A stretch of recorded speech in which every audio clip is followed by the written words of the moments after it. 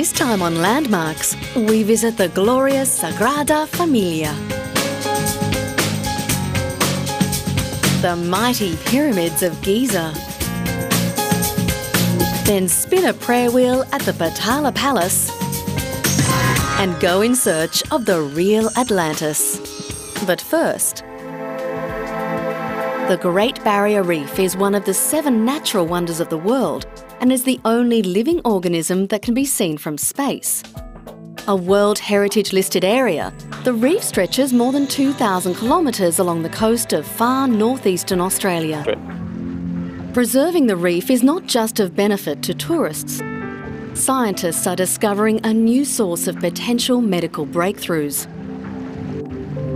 One example is the deadly marine snail, the cone shell. Scientists believe its deadly venom could be the source of a new family of powerful pain-relieving drugs that could rival morphine.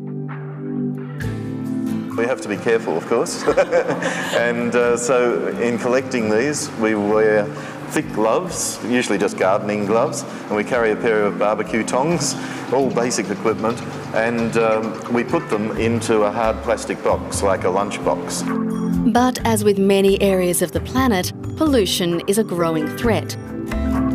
Some of the damage to the reef is blamed on fishing and some on land-based erosion, such as soil swept down rivers from farms after heavy rain.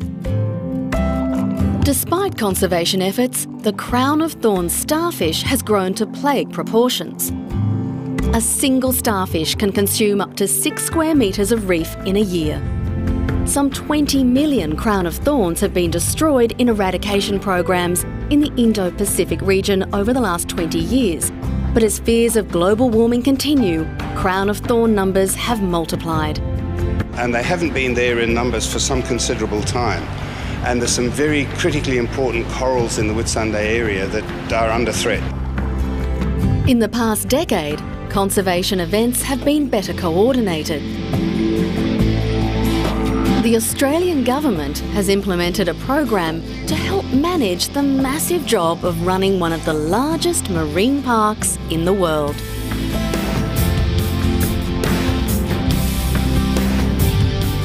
There's lots of other things that need to happen for the protection of the reef. And you're probably aware of the issues of water quality and the unsustainable fishing type practices. All those are being addressed through other means. So the Representative Areas program was obviously a very important part of it, but it's certainly not the only step that we're doing or need to do. Coming up, the Sagrada Familia.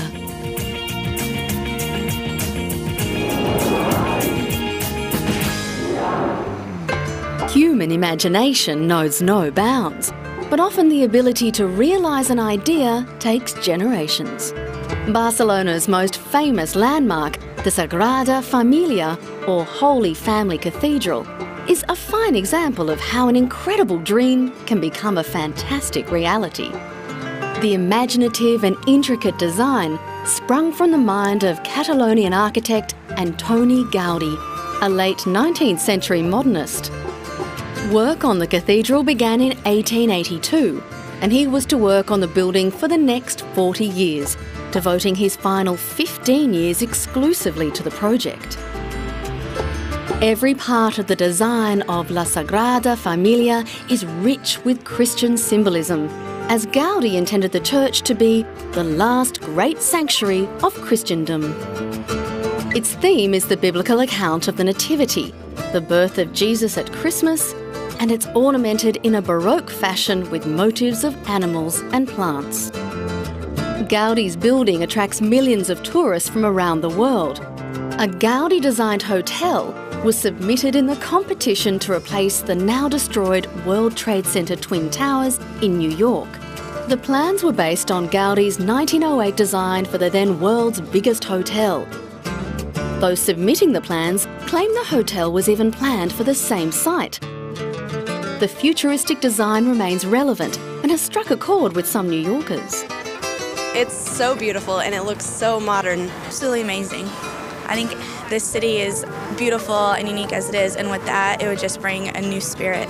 Gaudí died in 1926 with his masterpiece unfinished and was buried in its midst.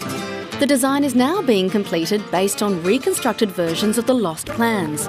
Jordi Bonet's father works side by side with Antoni Gaudi. He is completing his father's work as chief architect of this project. Today, we try to combine computer technology with the old ways that try to achieve Gaudi's elaborate form of architecture. His way to define arches and columns make it indispensable nowadays to use advanced technologies so we can gain some time to finish the building.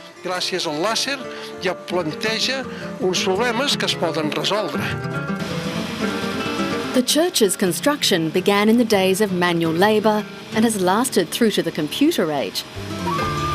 A diamond-toothed saw, guided by laser, is used to cut the huge stones to an accuracy of within a millimetre, so they can follow the original plans precisely. We insert the digital data from the models into a computer that later passes the information to a three-dimensional copier that makes models in wax or yeast. We then hand them to the artists, who assemble them in order to prepare the models for the laser saw. After Gaudi's death, the pace of construction slowed until the mid-1950s, and now 2 facades and 8 towers have been completed. The central area, the nave, was roofed in 2000. The plans call for a total of 18 towers, reaching between 90 and 120 metres.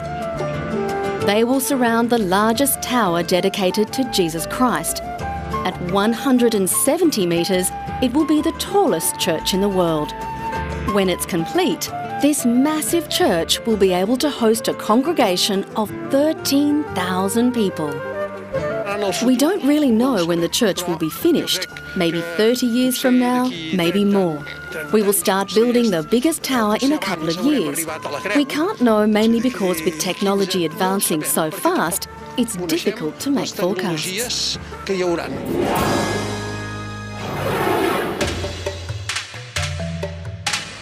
They're one of history's most enduring landmarks and a must-see attraction for travellers to Egypt. Every year, thousands of visitors flock to see the pyramids near Cairo. The site contains the Great Pyramid of Khufu, the Pyramid of Khafre, the Pyramid of Menkaure, 8 subsidiary pyramids and thousands of Old Kingdom tombs. The Great Sphinx also lies on the site in an Old Kingdom quarry.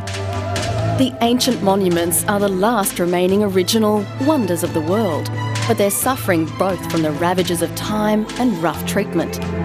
Legend has it that Napoleon's soldiers shot off the Sphinx's nose with a cannonball in the 18th century. However, illustrations predating the French occupation show the Sphinx was noseless in earlier times.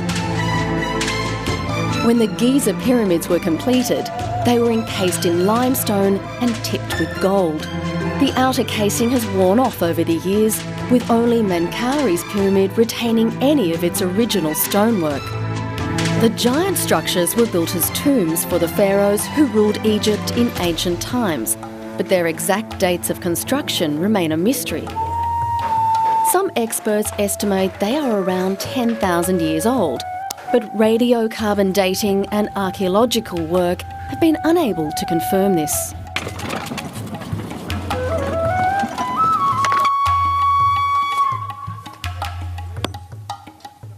Whatever their age, there is no doubt that they were an unsurpassed feat of engineering.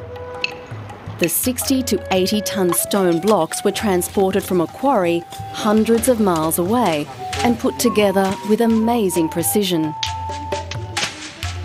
Archaeologists recently discovered the quarry used to build the pyramids, about 600 miles south of Cairo, buried under 100 cubic metres of sand.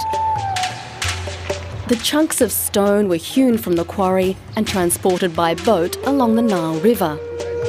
Archaeologists also found an inscription at the quarry that suggested King Tutmosis III asked his architect to cut obelisks for a temple to his father, the sun god Amun-Ra. While there's some debate about exactly how long it would have taken to build the pyramids, given the amount of stones used, the construction phase would have to have taken at least 20 years, and probably longer. However, some archaeologists speculate that unknown technological advances might have made it possible for work to be done more quickly, as Cheops, the pharaoh who built the Great Pyramid, only reigned for 23 years. No matter how many years it took to build, Cheops's legacy has survived for thousands more. But now there's a new threat to the pyramid's survival: modernity. Tourists from all over the globe come to admire the magnificent crumbling ruins, but ever-increasing visitor numbers and generally uncontrolled tours around the area have been causing concern. Today is a very important day in the history of the Giza Plateau because we're starting today the conservation and the preservation of the pyramids. We just finished building a wall around the pyramids because many people believe that pyramids are in the desert. They're not in the desert anymore. They're almost in downtown. We need to isolate the pyramids from the houses, and therefore this wall has been built. It will protect the pyramid and it will limit the access of anyone to enter the plateau. Will be under our control. Hopefully this protection will prevent damage to the treasured monuments and preserve them for future generations. Coming up, the Patala Palace.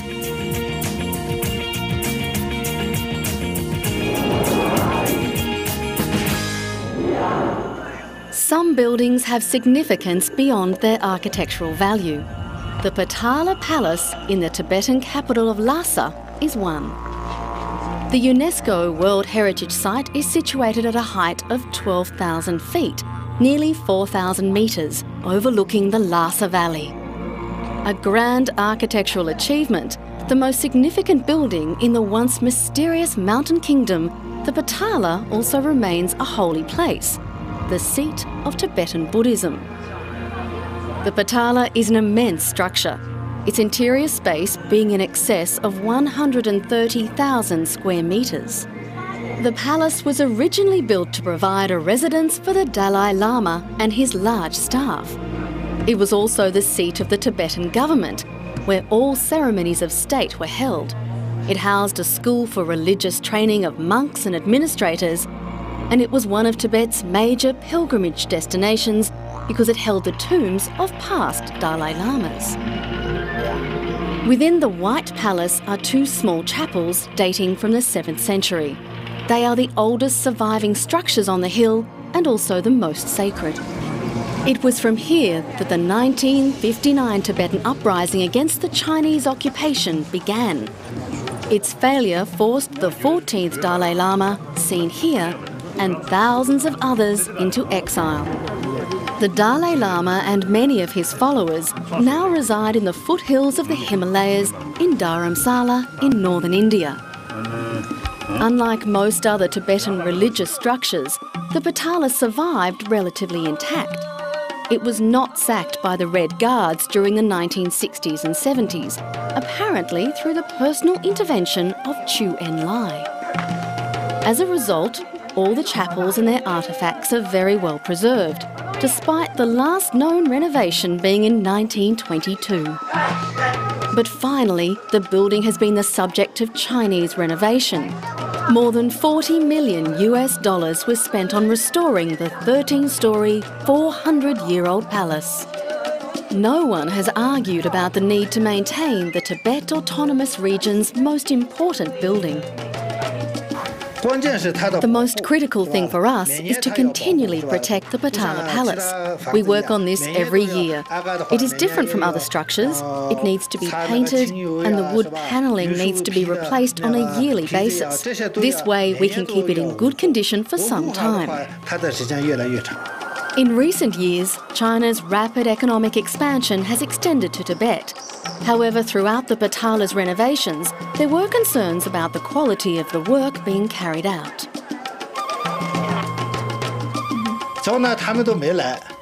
Currently, we are dealing with a twofold issue.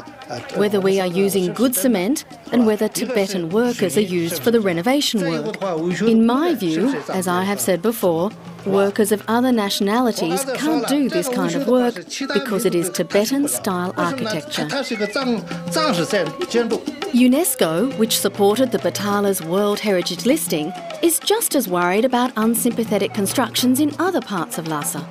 There are always some bad cases in the surrounding buffer zones, buffer zone of the World Heritage Property, some illegal demolition, some really intrusive building.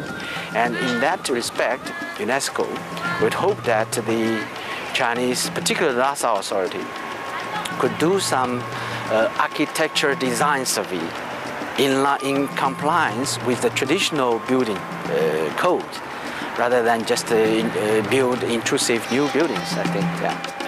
A railway between China and Tibet was recently opened, and a vast increase in tourist numbers has already begun, with the Patala Palace a must-see sight for many visitors. Now that the renovation is complete, the task will be to maintain the earth, wood and rock structure for future generations.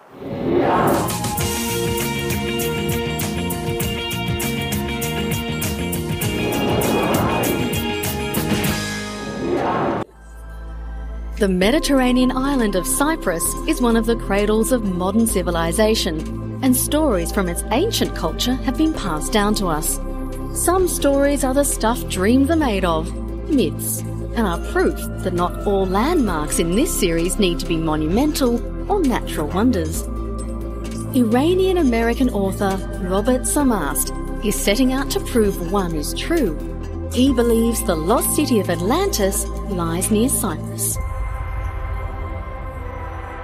Through careful reading of ancient texts and cross-referencing with modern scientific data, he believes he has traced the location of the mythical super city. We believe that Atlantis is off the coast of Cyprus simply because when we lower the sea level of the eastern Mediterranean by about 1,650 meters and recreate the conditions of this area before the flood, what appears is an island that matches Plato's description of Atlantis to an uncanny degree. It was the Greek philosopher Plato who first wrote of a super civilization that existed in prehistory, an amazing race who, when on the verge of conquering Athens, met with catastrophe and sank without trace. While many believe Plato had written a political allegory, the story has since captured the imagination of countless writers and explorers. Many have tried to prove its existence. But Samast insists the Greek Plato was describing a climate and vegetation similar to that of nearby Cyprus when he outlined life in Atlantis. Plato, who was alive around 400 BC, speculated Atlantis was thriving at least 10 millennia earlier and would have enjoyed a climate similar to fertile Cyprus. I mean, the Egyptians said that these people were living to us about 11,000 years ago, and yet the way they're described is an incredibly powerful and yet gentle, loving and altruistic race. The city of Atlantis is said to have been the capital of the island nation. It had a large acropolis-like structure in its middle and was surrounded by a circular wall. The city was built with temples, palaces, monuments, living quarters and bridges constructed on a mammoth scale. But Samast has competition in claiming he knows the true location of Atlantis. Some believe it was in the Atlantic Sea. And there are many other Mediterranean islands who believe the super race were their ancestors. The Italian island of Santorini is one. And the equally ancient island of Malta, which lies 60 miles south of Sicily, is another. Better known these days as a holiday resort, the Maltese believed their antecedents were part of the action in every myth from Homer's Odyssey to Atlantis. But the search for ancient treasures always involves some pain. Dreams are free, but major projects cost money. Okay, so we're looking for megalithic structures, which means huge cut stone blocks. That's what's been described. Many, and it's not just one target, we're looking for a whole city. Samast hopes to engage the Greek Cypriot salvage ship Ares. which has the equipment and the crew he needs for deep-sea searches. They were the crew who filmed the wreck of the Titanic, many miles below the surface of the Atlantic Sea. This robotic submarine can work at the 1-mile depth where Sir Mast believes Atlantis is located. But the project will cost a small fortune, which at the time of filming the author didn't have. Without backers, the search will remain a tantalising dream. Atlantis may yet again elude the clutches of the living. What's next is to verify what is currently a very good theory by conducting an expedition and going to find the remains of Atlantis City. We believe there's quite a bit to be found there. Plato's description talks about a vast city